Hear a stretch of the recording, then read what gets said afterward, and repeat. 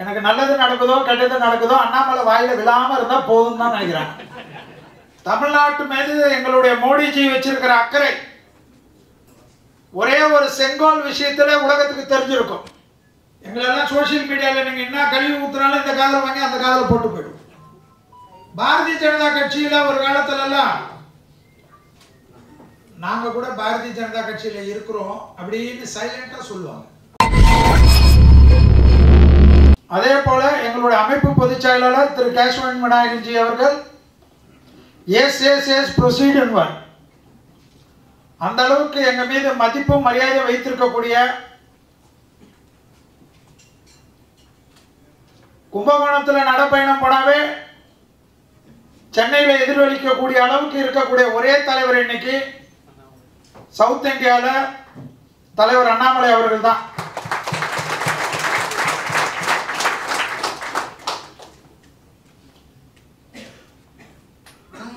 Daily எல்லாரும் எங்களை போல ஜோதிடர்கிட்டையும் அவங்களுக்கு பிடிச்ச பூஜாரிகள்கிட்டையும் கேட்டுக்கிறதெல்லாம் என்னன்னா, எனக்கு நல்லது நடக்குதோ கெட்டது நடக்குதோ அண்ணாமலை வாயில விழாம இருந்தா போதும் தான் நினைக்கிறேன்.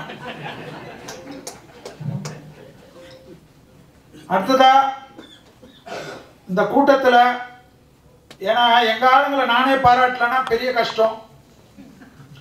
எங்க கூட்டத்தில் எங்களுடைய மாநில செக்ரட்டரியா இருக்கக்கூடிய திரு சதீஷ்குமார் அவர்களை வருக வருக என்று வரவேற்கின்றேன். அண்ணா ஒரு வணக்கம் சொல்றேன்.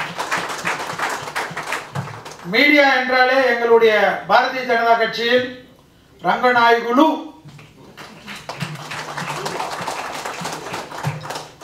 எப்பொழுதும் சிரித்துக்கொண்டே காவி வேஷ்டி காவி சட்டை விடாத இருக்கக்கூடிய ரங்கநாயகுலு அண்ணனுக்கு ஒரு வணக்கம். அடுத்ததாக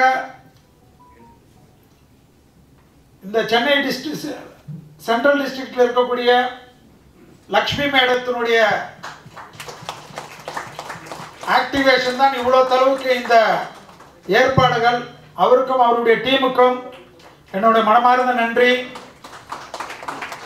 doctor S Mahalakshmi, doctor S Preethi Sai, Guna என்ற குலசேகரன், எங்களுடைய திங்கர்சலுடைய பேக் போனாக இருக்கக்கூடிய குணா என்பவருக்கும், அடுத்ததாக விஜயலட்சுமி அம்மா அவர்களுக்கும், அடுத்ததாக ஆர்ட் அண்ட் கல்ச்சரில் இருக்கக்கூடிய கண்மணி அம்மா வைஸ் பிரசிடென்ட் அவர்களுக்கும், சுரேஷ்ஜி அவர்களுக்கும், ரவிக்குமார்ஜி அவர்களுக்கும், யாராவது பேரை விட்டுருந்தா மனசுக்குள்ள திட்டிக்குங்க. ஸோ எல்லோருக்கும் வணக்கம். தமிழ்நாடு மீடியாவுக்கு என்னன்னா மீராமா மன்னிச்சுக்கோங்க, ஏன்னா உங்க சாபெல்லாம் எங்களுக்கு கஷ்டம். தமிழ்நாடை பொறுத்த வரைக்கும் தமிழ்நாட்டில் இருக்கக்கூடிய திராவிட கட்சிகளுக்கு பாரதிய ஜனதா கட்சி இந்திய அளவில் ஒரு கண்ணில் வெண்ணெய் ஒரு கண்ணில் சுண்ணாம்புன்ற கதை தான். தமிழ்நாட்டுக்கு என்னென்ன செய்திருக்காங்கன்னு ஒரு லிஸ்டோட தான் வந்திருக்காரு எங்க தலைவர். தமிழ்நாட்டில் கேட்டதும் சரி கேட்காததும் சரி, தமிழ்நாட்டு மீது எங்களுடைய மோடிஜி வச்சிருக்கிற அக்கறை ஒரே ஒரு செங்கோல் விஷயத்துல உலகத்துக்கு தெரிஞ்சிருக்கும்.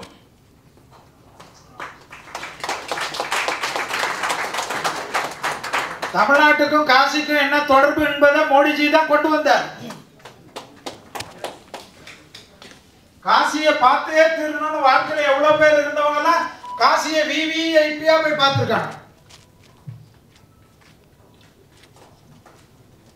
நீங்க ஒண்ணு யோசிச்சு பாருங்க, 2024 எலெக்ஷன் சும்மா கனவுலையாவது மோடிஜின்னு ஒரு பிம்பம் இல்லாம ஒரு எலெக்ஷனை நினைச்சு பாத்தீங்கன்னா நைட் எல்லாம் தூக்கம் போயிடும், டிப்ரெஷன் ஆயிடும். ஏன்னா காட்டுல ஒரே சிங்கம் தான் ராஜாவா இருக்க முடியும்.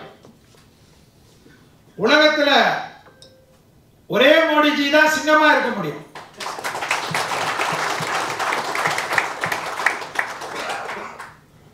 யார் எதை பேசினாலும் கர்மமே கண்ணாயிரம் போல் இருக்கக்கூடிய ஒரே தலைவர் எங்களுடைய மோடிஜி தான்.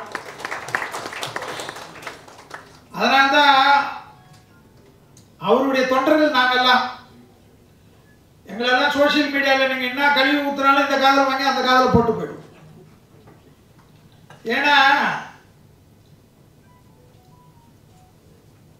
நல்ல தாய் தந்தையர், நல்ல குரு, ஆசான் இவர்களெல்லாம் கிடைக்கப்பட்டவர்கள் சோசியல் மீடியாவில் தரம் தாழ்ந்து எழுத மாட்டார்கள். தரம் தாழ்ந்து எழுதுறவங்களை பத்தி நம்மளாம் வருத்தமே படக்கூடாது. ஏன்னா வீட்டில் போய் கேட்டாதான் அவங்கள பத்தி தெரியும். வீட்டில் போய் கேட்டீங்கன்னா சொல்லுவாங்க, அதுவா அது எங்கேயாவது இருக்கும் பாரு, அங்கே பார்த்துட்டு செல்ல நோண்டிக்கினே இருக்கும் பாருங்க. இது போல ஒரு கூட்டம் தமிழ்நாட்டில் நிறைய இருக்கு. தலைவர் அண்ணாமலைஜி வந்த பிறகு இவங்களுக்கெல்லாம் எல்லா லெவல்லையும் அவர் நின்று எதிர்கொண்டு எல்லாத்தையும் ஒரு ஸ்டெப்பா இவங்க பாணியிலே பேசுறதுனால என்ன செய்யறதுனே தெரியாம இருக்கிறாங்க. பாரதிய ஜனதா கட்சியில ஒரு காலத்துல எல்லாம் நாங்க கூட பாரதிய ஜனதா கட்சியில இருக்கிறோம் அப்படின்னு சைலண்டா சொல்லுவாங்க. இப்பெல்லாம் தலைவர் அண்ணாமலைஜி வந்த பிறகு, சார் நான் பாரதிய ஜனதா சார், என் குடும்பமே பாரதிய ஜனதா சார், தெரியாதா சார் உங்களுக்கு? இதெல்லாம் காதுல எவ்வளவு நாள் ஆச்சு இப்பெல்லாம் கேட்டு. எங்களுக்கு கும்பராசியில சனி இப்ப பேர்ந்துருச்சு, எங்களுக்கு 2.5 வருஷத்துக்கு முன்னாடியே பேர்ந்துருச்சு. என்னன்னா ஒரு தலைவர், இப்ப நாங்கெல்லாம் இவ்வளவு நிம்மதியா இருக்கிறோம்னா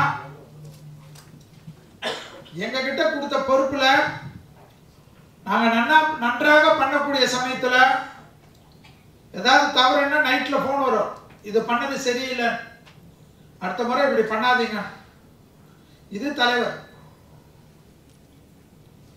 எப்பயுமே அவரை முன்னிலைப்படுத்தவே மாட்டார், நாங்க தான் முன்னிலைப்படுத்திட்டு இருக்கிறோம். இன்னைக்கு கூட சொல்லிட்டார், எங்களுக்கு கும்பகோணத்துல இருந்து நேஷனல் ஸ்போக்ஸ் பர்சன் வரார், அவரை நல்லா ரிசீவ் பண்ணிக்கோங்க, அவரை நல்லபடியா அவருக்கு பண்ணி கூட்டம்லாம் கரெக்டா சேர்த்து அவர் ஸ்பீச்சுக்கு அவ்வளவு இம்பார்ட்டன்ஸ் கொடுத்து மீடியா கவரேஜ் எல்லாம் நல்லா இருக்கணும்னால தான் நான் மீடியா அண்ணனை கையோட கூட்டின்னு வந்துட்டேன். பொறுமையா நான் பேசிக்கினே இருப்பேன் 3 மணி நேரம், ஒன்றும் பிரச்சனை இல்லை. ஆனா நீங்க கேட்க வந்திருக்கிறதெல்லாம் கோபாலகிருஷ்ணன் ஜி, அகர்வால் ஜியுடைய பேச்ச பொறுமையா நின்று கேட்டுக்கங்க. தமிழ்நாட்டுக்கு இவ்வளவுதான் நடந்திருக்கிறதான்னு அவர் சொன்னாதான் நீங்க நம்புவீங்க. அதுக்கப்புறம் மற்ற விஷயங்கள் அடுத்ததாக கோபால்ஜியோட சாரோட பிரஸ் மீட் இருக்கு. பொறுமையாக நீங்கள் ஒத்துழைத்து இந்த கூட்டத்தை செம்மையாக நடத்த வேண்டும் என்று வந்திருக்கக்கூடிய அத்தனை நல்ல உள்ளங்களுக்கும் உண்மையான இன்டெலெக்சுவலுக்கும் உங்களுடைய திங்கிங் தான் இந்த திங்கர் செல்லை வளர வைக்க முடியும் என்ற ஒரு அன்பான வேண்டுகோளுடன் வணக்கம் கூறி விடை பெற்றுக் கொள்கின்றேன். நிகழ்ச்சியை ஏற்பாடு செய்த ஒரு திங்கர் செல்லுடைய சகோதர சகோதரிகளுக்கு என்னுடைய மனமார்ந்த நன்றியினையும் வாழ்த்தினையும் தெரிவித்துக் கொண்டு,